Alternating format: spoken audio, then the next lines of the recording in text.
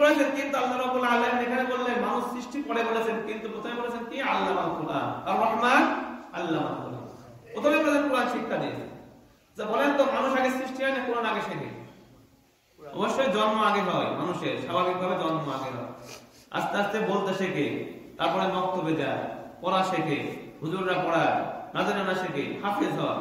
তো এই প্রসেসগুলো তো পরে আসে, কিন্তু আল্লাহ রাব্বুল আলামিন মানুষ সৃষ্টিকে তাকে আনতে পারতেন, বলতে পারতেন আর রহমান খলাকাল ইনসান আল্লামাহুল বায়ান, যে সর্বোচ্চ রহিম রহমান দয়ালু, যে মানুষকে সৃষ্টি করেছে, তারপর তাকে কোরআন শিখিয়েছে, তারপরে যে তাকে কোরআনের তাফসীর শিখিয়েছে। এত সিরিয়াল অনুযায়ী এরকম হওয়া দরকার ছিল, তাই না? কিন্তু আল্লাহ রাব্বুল আলামিন প্রথমে এটা আনলেন কেন? এই জন্য আনছেন যে আমি তো মানুষ সৃষ্টি করেছি, এর থেকেও আমার সবচেয়ে বড় দয়া হলো মানুষ সৃষ্টি আমি তাকে বোবা অবস্থায় করতে পারতাম, মানুষ সৃষ্টি আমি অন্যভাবে করতে পারতাম, কিন্তু আমি মানুষকে সৃষ্টি করার মূল লক্ষ্য ছিল তাকে কোরআন দেব। আমার জবান, আমি যে কালাম করি সেই কালামের যে কালাম সেটাই মানুষের মুখে দান করব। আমার জবান মানুষ তার মুখ দিয়ে বলবে, এটা কিন্তু ছোট কোনো কথা নয়। আল্লাহ রাব্বুল আলামিন সূরা রহমানের মধ্যে সর্বপ্রথম বলেছেন আর রহমান। আল্লাহ রাব্বুল আলামিন সবথেকে দয়ালু। আল্লাহ রাব্বুল আলামিন তার রহমানের যে সিফাত, শুধুমাত্র এই গুণকে বোঝানোর জন্য আল্লাহ রাব্বুল আলামিনের দয়ালু, শুধুমাত্র এইটা বোঝানোর জন্য আল্লাহ রাব্বুল আলামিন কোরআনের মধ্যে দুইটা শব্দ নিয়ে আসছেন, দুইটা সিফাতি শব্দ নিয়ে আসছেন। এটা হলো আর রহমান আর রহিম। রহমান এবং রহিম অন্য কোন গুণ বোঝাইতে আল্লাহ রাব্বুল আলামিন এগুলো নিয়ে আসেন নাই। যেমন আল্লাহু আজিজুন, আল্লাহু হাকীমুন, আল্লাহু গফফারুন, এগুলো যে সিফাত আছে সেগুলোর ক্ষেত্রে আল্লাহ রাব্বুল আলামিন শুধুমাত্র একটা সিফাতই আনছেন। কিন্তু রহমান এমন একটি গুণ আল্লাহ রাব্বুল আলামিনের, যে গুণটা বোঝানোর জন্য আল্লাহ রাব্বুল আলামিন দুইটা শব্দ আনছেন, একটা হলো রহমান আর একটা হলো রহিম। রহমান কাকে বলে? রহমান হলো ওই সত্তা যিনি রহমত দয়ার দিক থেকে সবার থেকে বেশি দয়া করার সক্ষমতা রাখেন। ফাআল, রহমান হলো যার মধ্যে দয়া করার গুণটা সব থেকে বেশি থাকবে, তাকে বলা হবে রহমান। আর রহিম বলা হবে কাকে? যে সকল সময় দয়া করে চলেছে। অর্থাৎ এই গুণটা বোঝানোর জন্য আল্লাহ রাব্বুল আলামিন দুইটা সিফাতি শব্দ আনছেন। একটা হলো তার মধ্যে সব থেকে বেশি দয়া করার ক্ষমতা আছে, আর রহিম, আর সে সকল সময় প্রত্যেকটা সেকেন্ডে, ন্যানো সেকেন্ডে তার রহমত দুনিয়ার উপরে, প্রত্যেকটা মাখলুকের উপরে সবসময় কি হচ্ছে? আসতেছে, এবং সব সময় পরিবেষ্টিত হয়ে রয়েছে তার মাখলুক তার দয়া দিয়ে। এজন্য আল্লাহ রাব্বুল আলামিন সূরা ফাতিহার মধ্যে নিয়ে আসছেন আলহামদুলিল্লাহি রাব্বিল আলামিন আর রহমান আর রহিম। শুধু তাই নয়, সূরা কোরআন শরীফের মধ্যে যতগুলো সূরা, 114টি সূরা, এর মধ্যে 113টি সূরার শুরুতেই আল্লাহ রাব্বুল আলামিন তার এই নামের সাথে এই নামকে যুক্ত করে নিয়ে আসছেন। 113টি সূরার মধ্যে প্রত্যেকটা সূরার শুরুতে বিসমিল্লাহ আছে। বিসমিল্লাহ, আমি আল্লাহর নামে শুরু করতেছি। বিসমিল্লাহির রহমানির রহিম, যিনি হলো অতিশয় দয়ালু, সে সারা পৃথিবীর মধ্যে সবথেকে বেশি দয়া করতে সক্ষম। আর রহিম, আর সে সবথেকে বেশি দয়াও করে। জন্য কোরআন শরীফে 114টা সূরা, 13টা সূরার শুরুতে আল্লাহ রাব্বুল আলামিন তার এই সিফাতি নাম, আল্লাহ রাব্বুল আলামিনের মূল নাম হলো আল্লাহ, আর তার সাথে তার সিফাতি নাম। যেমন একজনের নাম হয় আব্দুল্লাহ, তার সাথে সে ম্যানেজার হইতে পারে, তার সাথে সে আলেম হইতে পারে, তার সাথে সে হাফেজ হইতে পারে, আরো অন্য কিছু গুণ তার মধ্যে থাকতে পারে। মূল নাম কি তার? আব্দুল্লাহ ছিল। আল্লাহ রাব্বুল আলামিনের মূল নাম কি? আল্লাহ। আর তার অন্য যে নামগুলো সিফাতি নাম, মানে এই গুণগুলো আল্লাহ রাব্বুল আলামিনের মধ্যে আছে। এই কোরআনও একটা কি নাম? সিফাতি নাম। কোরআনটাও আল্লাহ রাব্বুল আলামিনের কি? এটা সিফাত। যেমন রহমান রহিম, আল্লাহ রাব্বুল আলামিন দয়ালু, আর কোরআনটাও কার বাণী? আল্লাহ রাব্বুল আলামিনের মুখের বাণী। কোরআনকেও সকল মুফাসসিরিনরা বলেছে কোরআনও হলো আল্লাহ রাব্বুল আলামিনের সিফাত। তো যে কথা বলছিলাম কোরআনের গুরুত্ব, রাসূল যে 4 কাজ নিয়ে আসছেন, তার প্রথম কাজ হলো কোরআন শিখাইতে হবে সবাইকে, কোরআন শিখতে হবে সবার। কিন্তু আজকে দুনিয়ায় আমরা মুসলমানরাও কোরআন থেকে অনেক দূরে চলে গেছি, যার কারণে আমরা বিভিন্ন জায়গায় লাঞ্ছিত হই। হযরত ওমর রাদিয়াল্লাহু তাআলা আনহু সাল্লাল্লাহু আলাইহি ওয়াসাল্লামের থেকে হাদিস বর্ণনা করেন, আল্লাহু ইয়ারফাউ কওমান বিহাদাল কুরআন ওয়া ইয়াদউ বিহি আখিরিন। আল্লাহ রাব্বুল আলামিন এই কোরআন কি করে উঁচুতে তোলে। এই কোরআনকে যে ধরবে, এই কোরআনকে যারা মেনে চলবে, কোরআনের দেখানো পথ অনুযায়ী তাদের জীবন যাপন করবে, আল্লাহ রাব্বুল আলামিন তাদেরকে সারা পৃথিবীর মধ্যে সুউচ্চ স্থানে রাখবে। আর পক্ষান্তরে যারা কোরআনকে অবহেলা করবে, কোরআনকে ছেড়ে দেবে, কোরআনকে কোন রকমের পরোয়া করবে না, আল্লাহ রাব্বুল আলামিন তাদেরকে লাঞ্ছিত করবেন এই পৃথিবীর মধ্যে। এটা আজকে মুসলমান আমরা হচ্ছি। যারা কোরআন জানে তাদেরকে বড় বড় পদে নেওয়া হয় না, যারা বড় বড় পদে থাকে তাদের মধ্যে কোরআন থাকে না। আর এগুলো নিয়ন্ত্রণ করে কারা? পশ্চিমা বিশ্বের বিভিন্ন বড় বড় এস্টাবলিশমেন্ট, আমেরিকা, ইউরোপ, এগুলো নিয়ন্ত্রণ করে। কারণ কোরআন যারা লোক যদি আসল জায়গায় চলে আসে, তাহলে কোরআনই তাকে সঠিক পথে কি করবে? দিশা দেবে। যাতে যারা মূল দায়িত্বশীল লোক থাকে, তাদের সাথে যেন কোরআনের কোনো সম্পর্ক না থাকে, এইটাই সর্বপ্রথম তারা খেয়াল করে।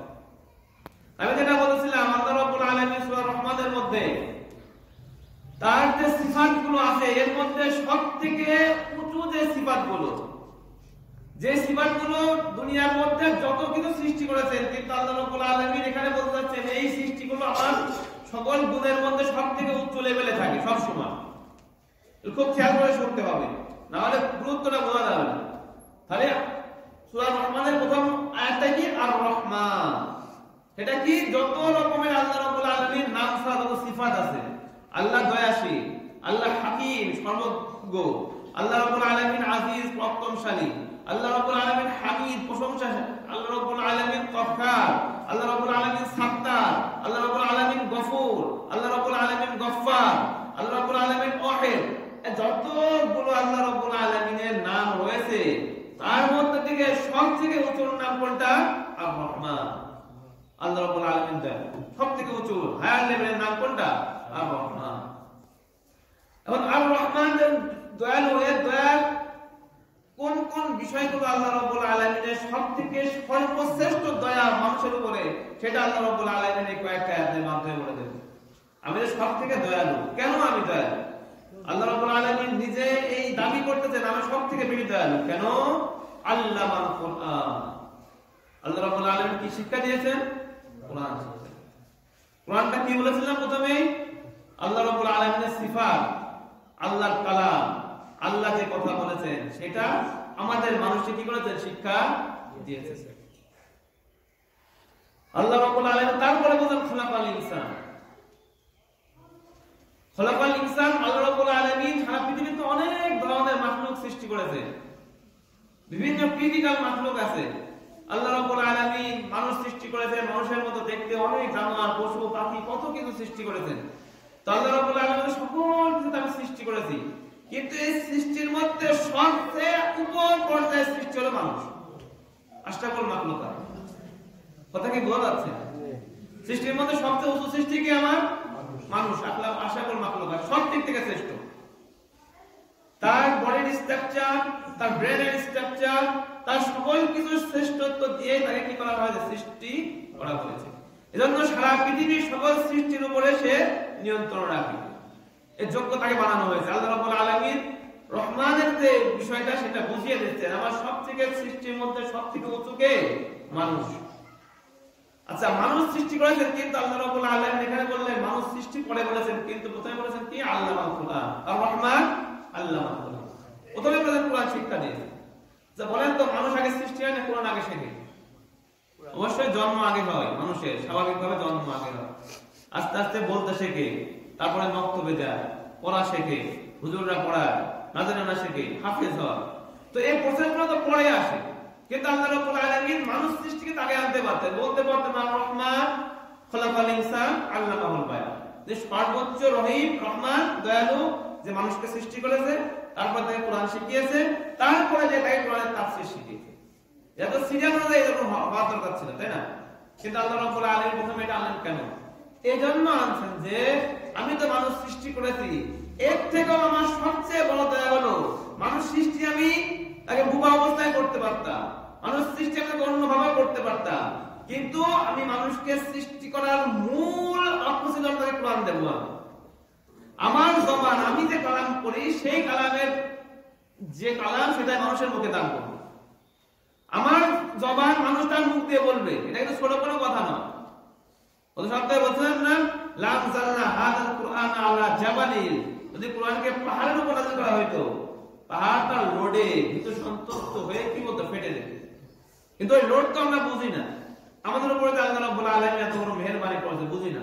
এবং গত সপ্তাহে বলেছিলাম মুসা আলাইহিস সালাম পাহাড় দেখতে আল্লাহকে দেখতে চেয়েছিলেন, আল্লাহ রাব্বুল আলামিন পাহাড়ের কথা বলেছিলেন, পাহাড় তাকাল্লি দিয়েছিলেন, যার কারণে পাহাড় কি চূর্ণ বিচূর্ণ হয়ে গিয়েছিল। সেই জিনিসটা আল্লাহ রাব্বুল আলামিন আমাদেরকে কি করেছেন, শিক্ষা দিয়েছেন। এবং তারপরে আল্লামাহুল বায়ান, আল্লাহ রাব্বুল আলামিনের বলার মানুষের যে নাম দেন, মানুষ যে বলতে পারে, স্পিকিং শক্তি, এটা আল্লাহ রাব্বুল আলামিন দান করেছেন।